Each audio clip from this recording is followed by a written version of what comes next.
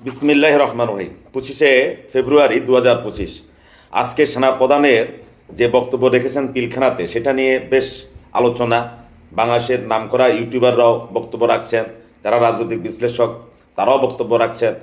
আমিও একজন ক্ষুদ্র মানুষ হিসাবে আমিও কিছু বক্তব্য রাখতে চাই। কি বুঝলাম আজকে আমরা ওনার মুখের যে ভাষা, মানে মুখের যে চাহনি, বডি ল্যাঙ্গুয়েজ যেটাকে বলে ইংরেজিতে, সেটা কি আমরা লক্ষ্য করেছি? লক্ষ্য করলে আমরা দেখতে পাবো একটা ক্রোধ ভাব ওনার মধ্যে কাজ করছে। হয়তো উনি ব্যাভাস কিছু বলেননি, বেপরোয়াভাবে কোনো কিছু প্রকাশ করেননি, কারণ তিনি সেনাবাহিনীর প্রধান, তার পদের সাথে সামঞ্জস্য রেখে তিনি কথা বলেছেন। কিন্তু তার চোখে এবং মুখে যেটা দেখা গেল, দ্রোহের আগুন, বিদ্রোহের আগুন। আমরা যখন পিলখানাতে বিডিআর হত্যাকাণ্ড যে বিদ্রোহ হয়, তখন বাংলাদেশে সাধারণত আমরা রাজনৈতিকভাবে যে দোষারোপের রাজনীতি করি, এটা ভারতে করেছে, আবার একদল বলেন এটা পাকিস্তানে করেছে। অর্থাৎ বাংলাদেশে কোনো একটা এই ধরনের ঘটনা ঘটলে আমরা এক দৌড়ে ভারতের দিকে আমরা দৌড় চাপিয়ে দিই, আরেক দৌড়ে আমরা পাকিস্তানের দিকে দৌড় চাপিয়ে দিই, বা সমস্ত দৌড় চাপিয়ে দিয়ে যারা প্রকৃত অপরাধী আমরা তাদেরকে পার করে দিই বা তাদেরকে আমরা আড়াল করে দিই। এই জন্য আজকে ওয়াকারুজ্জামান সাহেব যেটা বললেন যে বিডিআর যে হত্যাকাণ্ড, এটা বিডিআর সদস্যরা করেছে। হ্যাঁ, এটা নো ডাউট, এখানে বিডিআর সদস্যরাই হত্যাকাণ্ড ঘটেছে।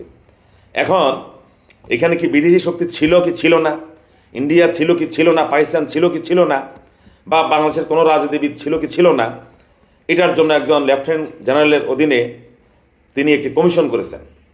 পাশাপাশি আরেকটি কমিশনের কথা বললেন বিডিআরের সাবেক মহাপরিচালক জনাব ফজলুর রহমানকে সাহেবের নেতৃত্বে। যে সকল বিডিআরের সদস্য ধরে নিলাম এখানে বিদেশি কোনো শক্তি উস্কানি দিয়েছে, কিন্তু সেই উস্কানিতে বিডিআরের যে সদস্যরা পা দিয়েছে উস্কানিতে, এবং সেই উস্কানিতে পা দিয়ে বিডিআরের যে সদস্যরা অফিসারদেরকে হত্যা করার মিশনে তারা নেমেছে, এটা যাদের বিরুদ্ধে প্রমাণ হয়েছে তারা শাস্তি পাওয়ার যোগ্য। কিন্তু আমাদের দুর্ভাগ্য যে বাংলাদেশে আমরা সব সময় নিচের লেভেলে কেউ অন্যায় করলে তাকে আমরা ক্ষমা করে দেওয়ার জন্য উঠে পড়ে লেগে যাই। দেখা গেল গ্রামের একজন দরিদ্র শ্রেণীর মানুষ সমাজের একজন বিত্তশালী সম্মানিত মানুষকে অপমান করে, অপমান করার পরে আমরা ওই যে দরিদ্র মানুষ যে তার প্রতি আমরা সমবেদনা জ্ঞাপন করি যে মাফ করে দেন এই দরিদ্র মানুষ।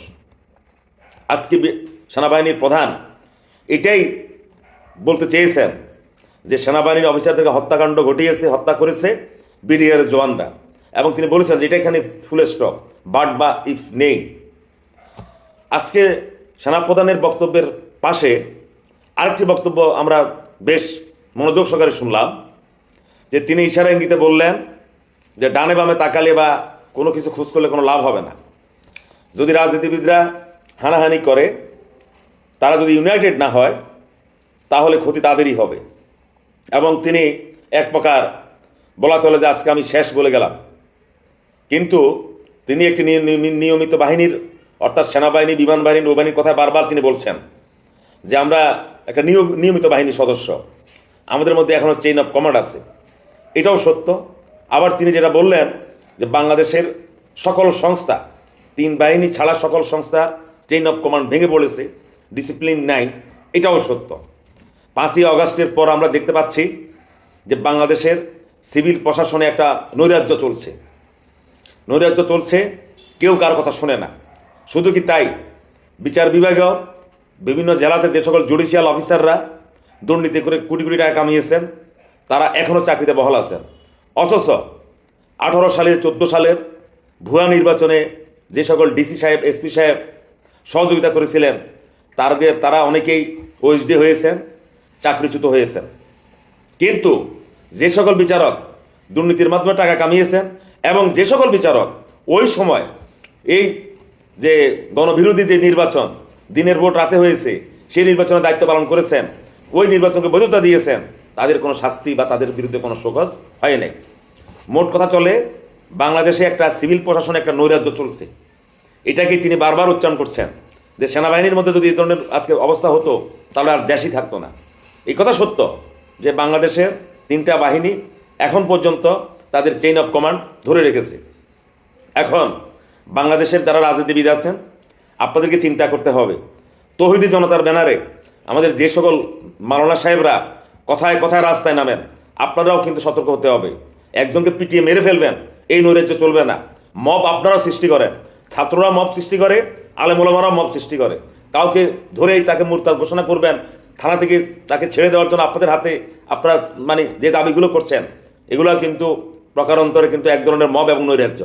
সুতরাং সেনাপ্রধান যে কথা বললেন, যদি আমরা রাজনীতিবিদরা বা আমাদের সম্মানিত রাজনীতিবিদরা একত্র হয়ে দেশের এই ক্রান্তিকালে ডক্টর ইউনূস সাহেবকে সহায়তা না করে, তবে মনে রাখতে হবে আমাদের কিন্তু ঘোর অন্ধকার আসছে।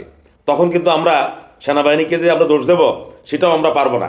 এবং তখন যদি আমরা সেনাবাহিনীকে আমন্ত্রণও জানাই, যদি সেনাবাহিনী কোনো আমাদের আমন্ত্রণ গ্রহণ না করে, সেখানেও কিন্তু আমরা সেনাবাহিনীকে কোনো জোর দিতে পারবো না। আজকে সেনাপ্রধানের যে বক্তব্য অত্যন্ত রুচিশীল, ভদ্র ভাষায় তিনি আমাদেরকে সতর্কবার্তা দিয়ে গেলেন, আমাদেরকে বলতে আমাদের যারা সিভিল প্রশাসন আছে এবং আমাদের যারা রাজনীতিবিদ আছে তাদেরকে প্রচ্ছন্নভাবে সুন্দরভাবে ইনডাইরেক্টলি তিনি একটা সতর্কবার্তা দিয়ে গেলেন। আমরা যদি ওনার সতর্কবার্তা বুঝতে ব্যর্থ হই, তবে জাতি হিসাবে আমরা সেই 1757 সালে যেমন ইংরেজরা এসে আমাদের অনৈক্যের কারণে আমাদেরকে শাসনের সুযোগ নিয়েছে, হয়তো দেখা যাবে এরকম কোনো অপশক্তি আমাদেরকে আবার শাসন করার জন্য আবার আসবে। তো আল্লাহ যেন আমাদেরকে সেই অপশক্তির হাতে না না সোপর্দ করেন, এই কামনা করে আজকের ভিডিও এখানে শেষ করছি। ধন্যবাদ সবাইকে।